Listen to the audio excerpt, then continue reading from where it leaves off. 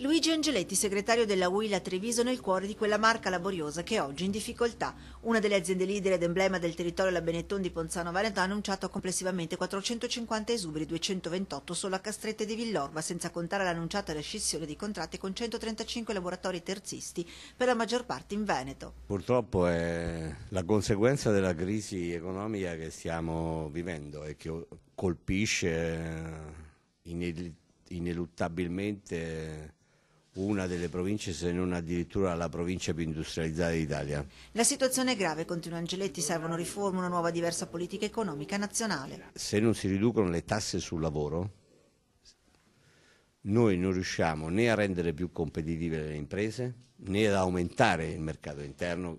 La crisi dell'azienda di moda trevigiana e la decisione di tagliare posti di lavoro sono una mazzata, dicono al sindacato, che confida in un cambio di rotta. Ci auguriamo e speriamo che ci sia una diversa politica industriale della Benetton e quindi che si salvaguardi la gran parte dell'occupazione, anche quella dei laboratori e ovviamente anche quella dell'indotto come conseguenza. Ancora di salvezza ancora una volta gli ammortizzatori sociali, in particolare in questo caso la cassa in deroga, che sicuramente sarà rifinanziata, dice Angeletti, pena l'assalto al palazzo. Lavoro, tasse e costi della politica, i temi che vanno urgentemente affrontati da chi guiderà il Paese. Sull'esito elettorale e sulla governabilità del Paese è chiaro. Per me la governabilità è prendere delle decisioni, non avere un Presidente del Consiglio dei Ministri.